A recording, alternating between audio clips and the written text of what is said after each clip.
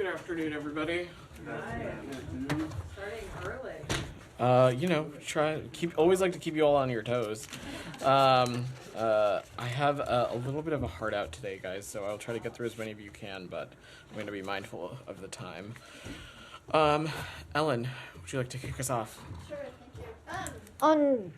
Secretary Blinken has made a decision to give Israel more time to rectify the situation with the IDF unit that, after deeming that it was guilty of gross abuses of human rights and that Israel has not held it accountable.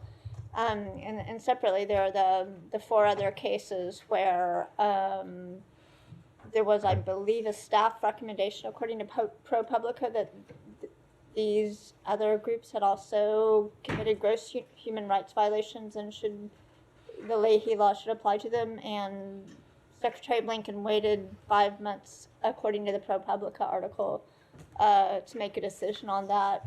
So this is there. The one unit, Netzah Yehuda, is, according to the Israeli military, still operating and operating in Gaza sometimes. There's not much of a sign of urgency from the State Department that there are these Israeli units accused of gross human rights violations, extrajudicial killings, torture, rape, and the death of the U.S. citizen. Question there, yes, Ellen. getting there.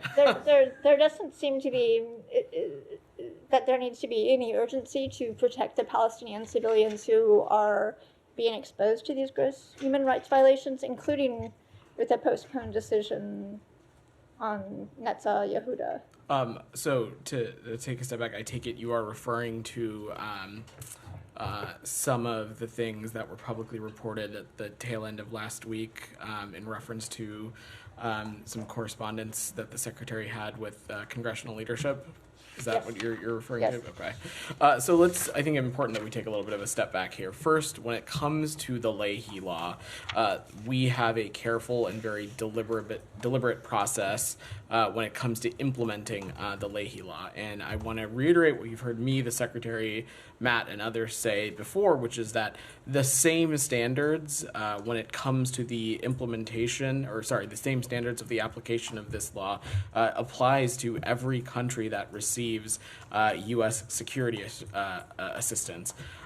What I can say in terms of where the process is right now is that after a careful process, we found 5 Israeli units responsible for individual incidents of gross violations of human rights.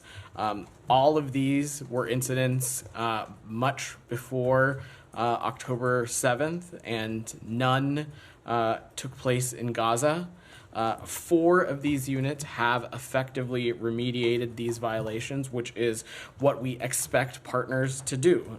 It is consistent with what we expect all countries whom we have a security relationship with. For a remaining unit, we continue to be in consultations and engagements with the government of Israel. They have submitted additional information as it pertains to that unit, and we're continuing to have those conversations consistent with the memorandum of understanding that we have with the government of Israel that was entered into in 2021.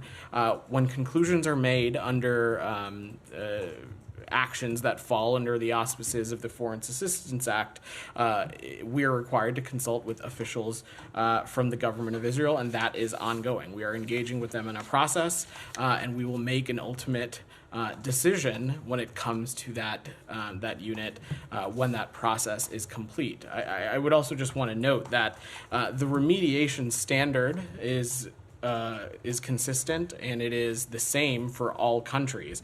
And what we ask of host governments in that situation is effective steps being taken consistent within their processes and systems to bring respective parties to justice.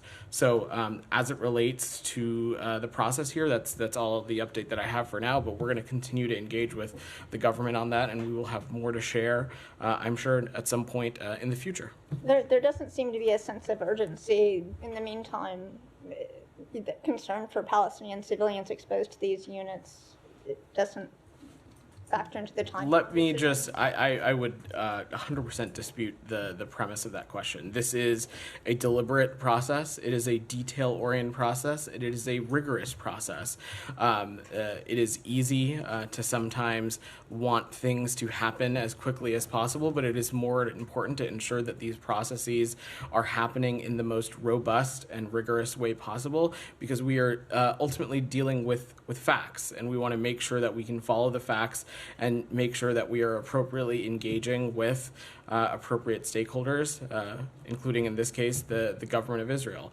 There is a clear process on this that we intend to follow, and that is the same process for determining these things, the standards of which are consistent with all countries. Go ahead, Kylie. I just want to follow up on what you've been saying about the standard, being a typical process that you follow, and remediation, being standard across the board. So what is the remediation standard here? How long are so you that's the point that I was making, is that the standard of remediation is that these respective countries take effective steps to hold the accountable party to justice. And that is different on a country-by-country basis. I'm not going to be prescriptive of that on here, including in this incident. But it is... I'm sorry, but then it's not a standard if you're saying it's different on a country-by-country basis. It's a standard in the sense that we expect to see remediation in, but each country in which we have a security relationship is different. There are different protocols and procedures in place in those respective countries. And those respective countries can speak to what accountability measures they have within their systems. I'm not a spokesperson for those components. So you won't speak to what the process you're expecting to play out here is, how long you're giving Correct. Israel for remediation. Absolutely. I'm not going to get into that beyond saying that we are engaging with the government of Israel on these things, and I'm sure we'll have more to share in the time ahead. And then the secretary said 10 days ago that a determination on the Leahy front with Israel had been made and that we would see results. So I'm wondering if the determination that he made 10 days ago is this determination that you guys are now making public, or if that changed due to engagements with Israelis. What we were talking about was the gross violations of human rights. As it relates to this one particular unit, I will say that this process continues to be ongoing, given this additional information that we're engaging with the government of Israel, consistent with the memorandum of understanding that we have with them. Simon, Okay. I'll get to you. I'm sure. So no answer as to if it's changed. What? Sorry. The What? determination 10 days ago, is this, you What- won't say if it's the same determination. What we that were was revised. speaking about was the gross violations of human rights. That's what the secretary was alluding to. I will say that this process, though, with the government of Israel broadly, continues to be ongoing, especially as it relates to this one unit. Just to clarify Yeah. where we are, because this is a bit complicated, the US government has concluded that 5 different Israeli units committed gross human rights violations, but as of now, all of those units can still continue to receive U.S. arms, weapons, ammunition. Well, in 4 of those instances, as I just said, we have seen remediation of those violations, and that is, of course, what we expect of partners. Beyond that, as it relates to this 5th unit, that is a process that is still ongoing. Right. But let me just say, Simon, since you gave me the opportunity, when we're talking about the Leahy Law, what we are talking about are unit and component restrictions when they are found in violation. It does not have bearing on the broader security relationship that we may have with a country, especially a country like Israel, in which we have a longstanding security relationship, the provision of bulk assistance that's gone back many, many years. But as of now, even the 5th unit, where you're unsure whether there's been remediation, they are still eligible to receive U.S. arms. That is the interpretation of the law. Yeah, Correct. and to sort of, I wonder, the public might listen to you say that you've concluded that there are gross violations of human rights, but is there any detail you can give us? What are these incidents? What kind of things are we talking about? Some of the reporting has involved, sexual assaults, there's murder. Are these is there anything you can tell us about what this conclusion is? So I'm not going to get into the specifics of these incidents run up here because overall the totality of this situation continues to be an ongoing process, but I have no doubt that we will have more to share in the time ahead, and that is consistent with the appropriate congressional pieces as well as the engagements with the host government on this. And you're not going to tell us what the units are in question. Again, that is not something that we generally make public beyond through appropriate consultations with legislative bodies as well as the host So government. the U.S. government has conducted a process, found that these units have conducted gross violations of human rights. That sounds very serious, but you won't tell us what those violations were, who committed them, and you're going to continue to send weapons to them. That is a process that is consistent with the standards that we have with other countries as well. You have to remember, Israel is a country in which we have a long-standing security relationship with.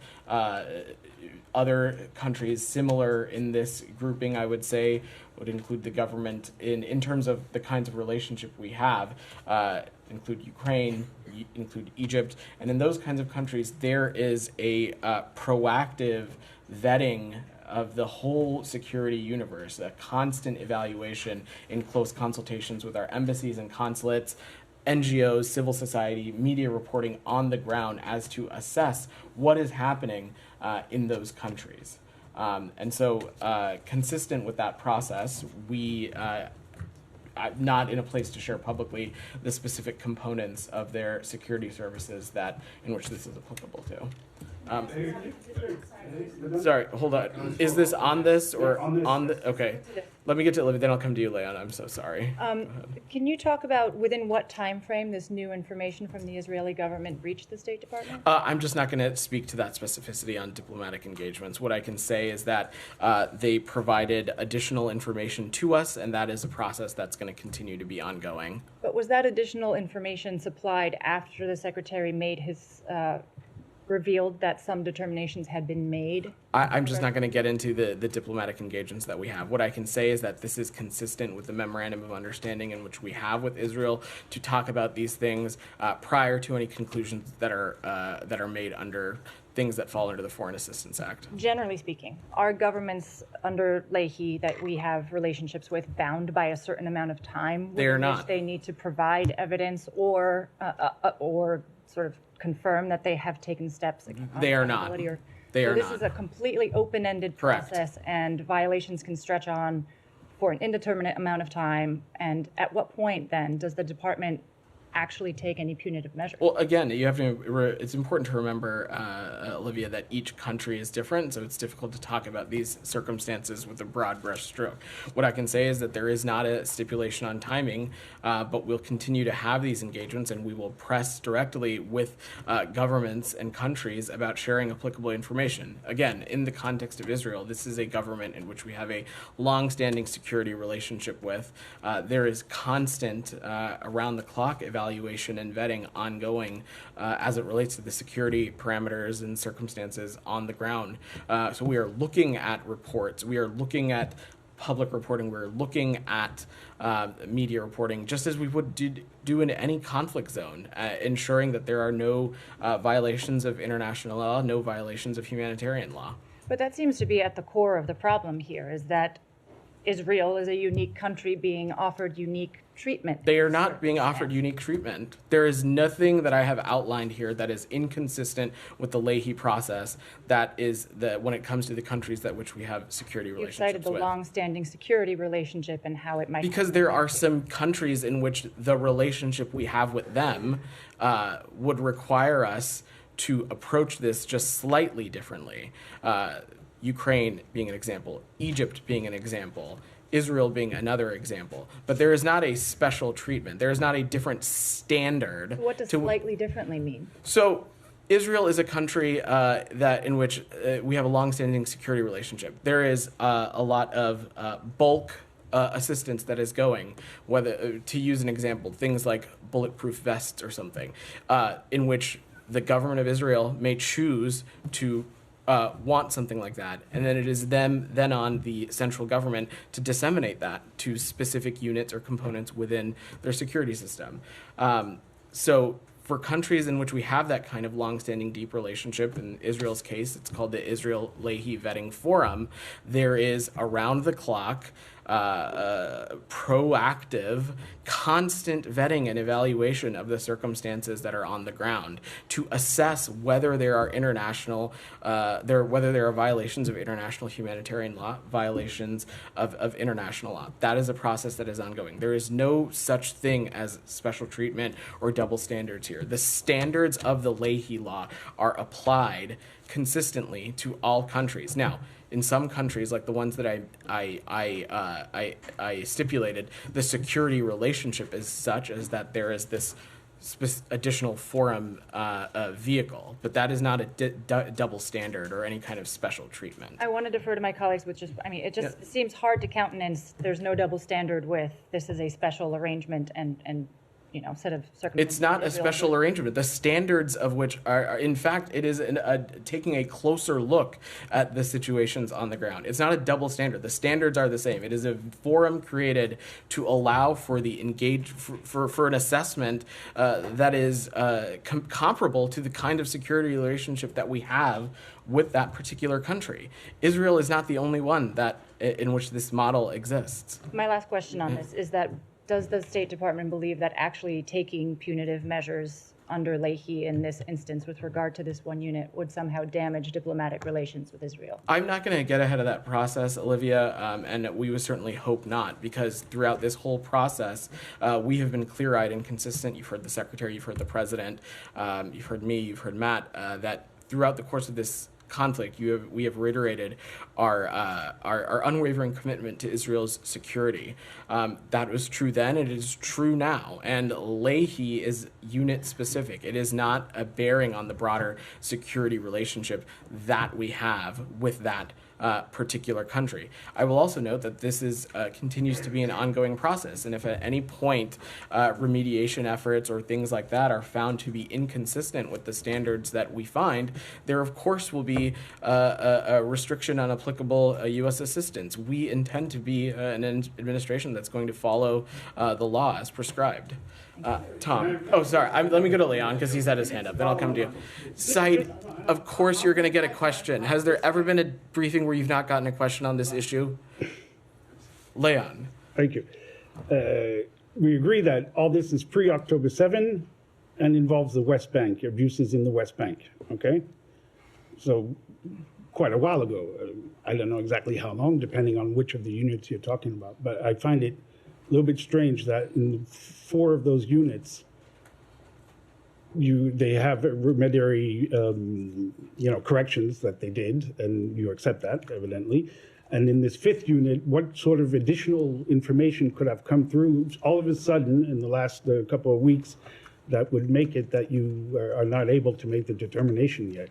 And then second question, what kind of remediary decisions are we talking about? Disciplinary? What kind of corrections? Can you speak to that? So on the second point, that's up to the host government. The standard that we expect is that they bring the relevant parties to justice. We cannot have some kind of prescriptive metric, given that each country is different and their procedures as it relates to their own government systems and military systems are different.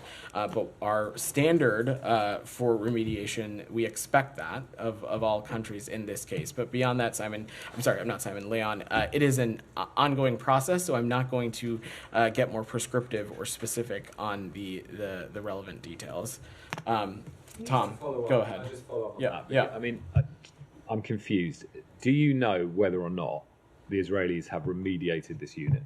That is essentially what we are engaging with them on as it relates to this. Again, I can say that in these 5 individual incidents of gross violations of human rights, or for 4 of these units, they have effectively remediated those violations, which is, again, something we expect and want from the countries that which we have security relationships with. It's what we expect of our partners. As it relates to this remaining unit, the government of Israel has submitted additional information. We are currently reviewing it, which is consistent with the memorandum of understanding we have with them. We're engaging with them in a process, and we'll make a decision from there when that process is complete. Okay, but the answer is you don't know. You don't know if they've remediated this unit on these cases, and we don't know what the cases are because you're not. When I say something is mid-process, it's safe to assume Yeah, but that, the law is really clear. So the law says no assistance shall be furnished to any unit of the security forces of a foreign country if the Secretary of State has credible information that such unit has committed a gross violation of human rights. So you've made that determination that they have committed a gross violation of human rights. The exception is that prohibition shall not apply if the Secretary determines and reports to the appropriate congressional committees that the government of such country is taking effective steps to bring responsible members of security forces to justice. So has the Secretary notified Congress that they are taking effective steps? So I'm not a No, because legal you or don't- technical you don't expert. know, and you've just said you don't know if they've remediated. So, I'm happy to check on the specifics of the legal process for but you, that Tom, is the and legal get back process. to So you. according to the legal process, you've determined that they have carried out gross violations of human rights, but you haven't determined they've remediated. And yet the Secretary said on April the 19th you had made the determinations. So I'm just really confused about what changed after April the 19th. As I was pretty clear, what I shared was that the government of Israel has shared additional information with us, and But that, according to the law, that is not an effective remediation. So at the moment, you have a situation where you have determined there is a gross violation, but you don't have remediation. And I can't see any part of the law which says you might decide over a couple of days that it's been remediated and therefore keep the security assistance going. So, like I said, this is an ongoing process. I'm not going to speak to it more specifically, but consistent with the memorandum of understanding that we have with the government of Israel, we are engaging with them, consulting with them as it relates to not just this broader process, but additional information that they've shared, and we'll have more to share in the time ahead. Saeed, go ahead. Thank you. Bidan. By the way, can you share with us the outcome of the investigation of the death of Omar Asad that actually died while in custody with this unit, Nitzay Yehuda? Do we know what was the outcome of that investigation? I don't have any specifics. Could you? I'm look happy into to it? check Yeah, for you. please. Saeed. Thank you. Yeah. The other thing is, it seems that Israel has rebuked the United States call or your call the other day for investigating the mass grave, the mass burial, and all these things. Do you have any comment on that? So, Saeed, there's been some, and if you'll allow me a quick second, I don't have the right thing here.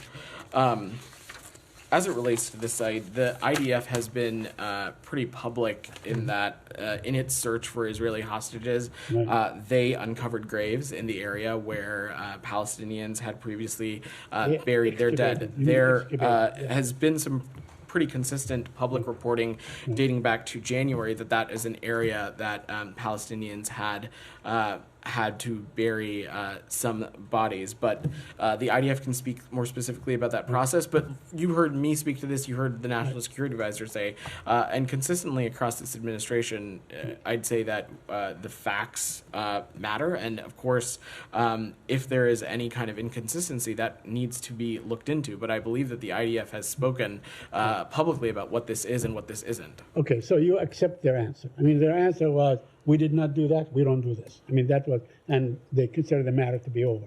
Do you consider the matter to be over? Saeed, I just said if there are in fact any inconsistencies, then that should be looked into. But based on even just the public reporting, the IDF has been clear about what this is and what this isn't. That being said, we engage with the government of Israel and the IDF around the clock. This is something we'll continue to discuss with them if we need to raise any further issues. Okay, a couple more questions, if you allow me.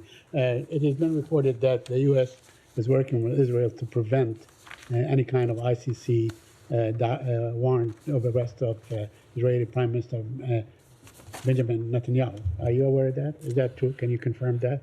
It's important to take a step back here, Saeed, that since this president has come into office, we have worked to reset our relationship with the ICC, and we are in contact with the court on a range of issues, including in connection to the court's important work on Darfur, on Ukraine, on Sudan as well. But on this investigation, our position is clear. We continue to believe that the ICC does not have jurisdiction over the Palestinian situation. Yeah, but you did welcome the warrant, the arrest for Vladimir Putin, correct? I mean, you welcomed it. I'm just asking you. Said these are two very different. First of all, I don't appreciate. You literally are, though. You literally are. There is no moral equivalency between the kinds of things that we see President Putin and his and the Kremlin undertake in comparison to the Israeli government. Right. I'm not asking for justification. I'm saying you did welcome it. Right. This is also not the ICC, as you know, is not. We are not party to the Rome Statute. That's true. Let me ask you one last question on the Saudi trip, on the Secretary's trip to Saudi Arabia. It has been said that the Saudis suggested or came up with a proposal that basically says let's focus on the security issues, arrangement on security issues, the civilian nuclear program, whatever, and leave the normalization, the Palestinian state, to another time when things are more propitious to discuss these things. Can you confirm that to it? Saeed, Did the Saudis submit a new proposal? I'm not going to get into the specifics of our ongoing diplomatic engagements, but we remain committed to the long-term goal of a more stable and prosperous and integrated Middle East region, including through normalization and, of course, also including through the advancement of a two-state solution. The Secretary just addressed this in Capri, that this is something that we have continued to be working on as part of a potential normalization process between Israel and Saudi Arabia. It's been something that he himself has been intensively engaged on. But beyond that, we'll just defer to our Saudi partners to speak. Yeah, as far as you know, there's been no proposal delinking these issues and focusing on the security issue versus the Palestinian normalization issue. Said, we think that an integrated Middle East region should include normalization between Israel and Saudi Arabia, but also the advancement of a two-state solution as well. Go ahead, Geeta. Thank you, Vedant.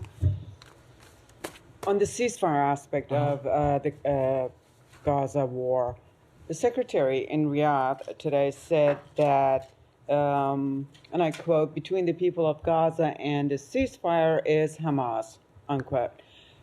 He met with the Arab foreign ministers. He met with the Turkish foreign minister there. Does the State Department see a role for the Islamic Republic of Iran on this decision by Hamas that everybody's waiting on to whether to take the proposal or not, one way or another?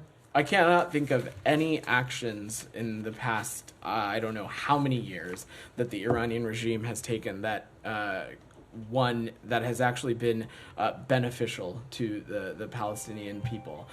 What I would just say broadly, any country is welcome to play a positive role, but actions speak louder than words. And when it comes to the actions of the Iranian regime, the track record is pretty clear. They continue to be one of the largest exporters of terrorism. They continue to be a backer and funder of groups that have been focused on destabilizing and bringing violence to the region. So their actions are pretty clear here. Go ahead in the back. Yeah. Thank you very much. On Friday, State Department strongly commended the attack on the Khormor gas field in Kurdistan. But my question is, how the United States can protect Kurdistan region from militia groups where there is also U.S. investment in the region? So we do strongly condemn the attack on the Khormor gas field, and we offer condolences to the families of those who were killed, and we wish for quick recovery of those who were injured. And as we've said previously, attacks like this on civilian infrastructure, they're an affront to Iraqi sovereignty. Go ahead, Sam. Yeah, thank you. Let me try to approach the whole Leahy Law thing in one or two different ways. You say that U.S. law is applied systematically throughout. Does Israel have nuclear weapons? Because there's U.S. law that says that there should be a funding cutoff under the Arms Export Control Act and the Glenn-Symington amendments that says that there shouldn't be aid to nuclear proliferators. And Israel is a damn sure nuclear proliferator. But last time I asked, you folks won't even acknowledge the existence of Israel's massive nuclear arsenal. Yeah, I still don't have a comment for you on that. But U.S. Sam. law is applied systematically, but you won't even acknowledge the existence Of course, U.S. law is applied systematically. But you won't even acknowledge the empirical reality of a nuclear weapons arsenal. I don't have anything for you on that. All right, let me try a different fact then. Tomorrow there will be a decision issued by the International Court of Justice. Nicaragua invoked the Convention on the Prevention and Punishment of the Crime of Genocide, not just simply, to punish genocide, but to attempt to prevent it in real time. Nicaragua's lawsuit says that it is, quote, enabling Israel to perpetuate genocidal acts, quote, Germany has provided political, financial, and military support to Israel, fully aware at the time of the authorization that the military equipment would be used in the commission of grave breaches of international law by this state and in disregard of its own obligations. As I understand it, Nicaragua is doing this against Germany and not the U.S. because the U.S. has a reservation in the Genocide Convention saying that it will not adhere to any judgments by the International Court of Justice. But it doesn't have to invoke that. My question to you is, would the United States invoke that? Or if a state wanted to go to the International Court, will the United States actually adhere to international law and say, we will not invoke this way of bailing out of the legal system? We will actually abide by a court decision. Sam, let me say a couple of things there. First, we've been incredibly clear on this, dating back to a number of months, that we find allegations of genocide in this current ongoing conflict in Gaza to continue to be unfounded. That was the case previously when similar matters were brought before the ICJ, and that continues to be the case. And let me just say, when it comes to our partners in Germany, they share our convergence on the importance of doing everything we can to make sure hostages are released, to make sure that there is more humanitarian aid going into Gaza, and that everything can be done possible to make sure that this conflict ends as quickly as we can. But I'm not asking you for your alleged assessment. I'm asking you, will you adhere to a court ruling from I'm the just World not going to Court? engage in hypotheticals, Sam. No, it's Go not ahead, a Ellen. hypothetical. Ellen. It's a, will you adhere? Go ahead, Ellen. I was just going to say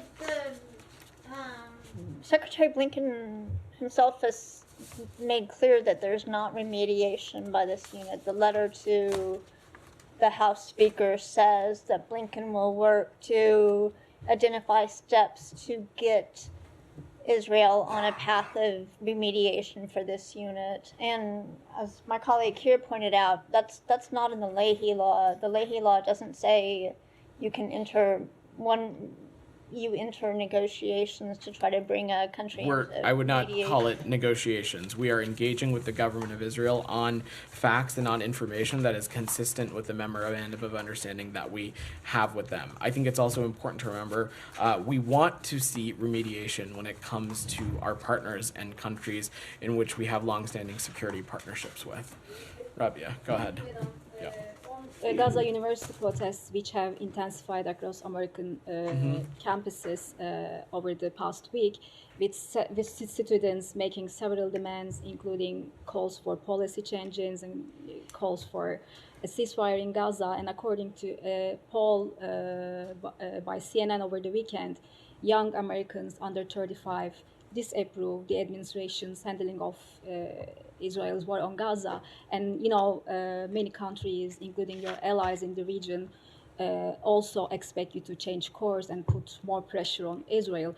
So are these objections and protests considered in policy-making process in this building? And specifically, I'm wondering, will U.S. policy be changed or affected by these protests in any way? Look, Rabia, when it comes to people protesting, sharing their opinions, making their voices heard, that is something that is consistent with the First Amendment. It is consistent with things we see in this country, and certainly people have every right to do so, including people who may have differing viewpoints on foreign policy that we're pursuing. The same would be applied to employees of the federal government. They, of course, have every right to express their opinions and points of view. I've said a number of times before that the secretary, at least when it comes to the workforce, he is incredibly receptive to differing points of view. He believes that that makes him a stronger policymaker, and the outcomes include better and more well thought out policy, and we'll continue to encourage the mechanisms that we have for people to share their points of view. When it comes to protests, though, people continue to have every right to do so. We would just continue to press that they be nonviolent and that they remain peaceful. But will the U.S. policy be changed or affected in any way? When it comes to the policy that we're pursuing, Rabia, the only real metric for us is what is in the interest for the American people and what keeps the American people safer and more secure. And in our point of view, more humanitarian aid going into Gaza is also good for the United States. The defeat of Hamas is also good for the United States. Ensuring that Gaza can no longer be a springboard for terrorism is also good for the United States. And a two-state solution that brings about greater peace and stability and integration in the Middle East region is also good for the United States. We are pursuing these policies because we believe they are in the interest of the American people. It will bring about greater peace and stability in the region, and it will keep our country and other countries in the region safer. People are allowed to disagree. It is a free country, and they have every First Amendment right to express their points of view and to make them heard, and we encourage people to do so in a peaceful and nonviolent way. DR, go ahead. Thank you, Fidan. A question on the attack on the Khormor gas field in Kurdistan region of Iraq, as you speak of moments ago. Last time in January, when that field was attacked, you request the Iraqi government to investigate and bringing to justice those who were responsible. And this time we saw the same statement from State Department on that attack. In your assessment, who was or is responsible for this attack, and have you ever get back by the Iraqi government why they are not bringing those responsible into justice, and are they willing or they can't do it? Is that something of your concern? So I don't have any assessment to offer when it comes to a responsible actor there, and so I will just refrain from commenting. One more question on that. As you are pushing or helping or wanting Iraq to get its energy independence from Iran, and that's why you are wavering the sanctions to get electricity from Iran. And this field is one of the alternatives for the Iranian energy supply to Iraq. Do you think that this kinds of attack is a warning to all the stakeholders and parties, including the United States, that getting Iraq independence energy from Iran is not easy, and it's not easy to divest Iraq from Iranian independence?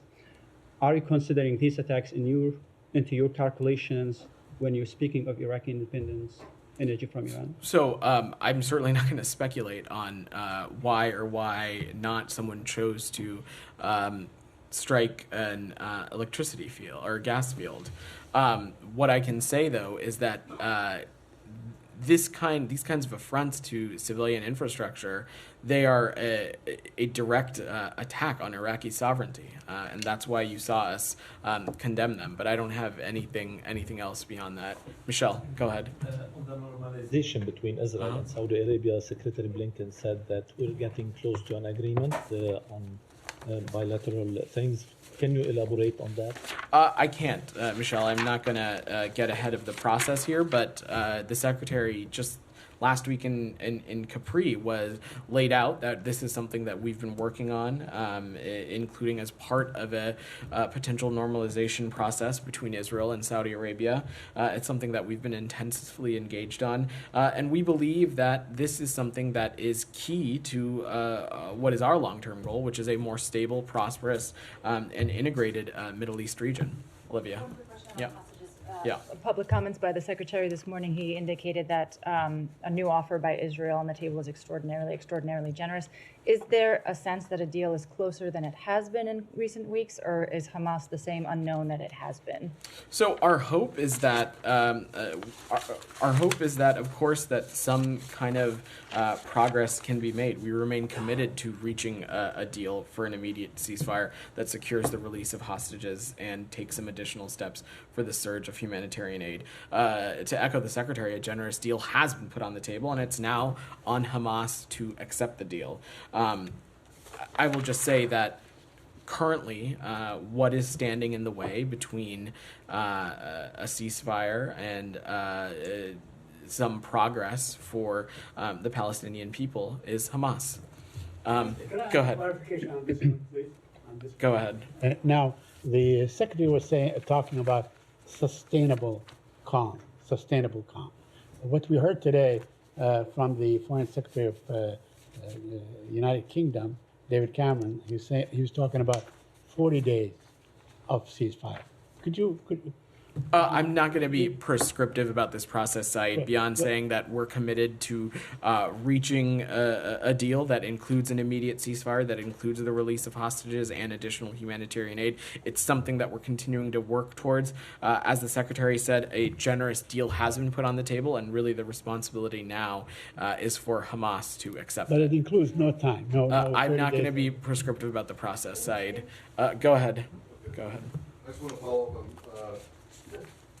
Saeed's question regarding Omar Assad. Now, Netanyahu Yehuda has been cited for gross violations of human rights, including for being responsible for the death of an 80-year-old American citizen, Omar Assad.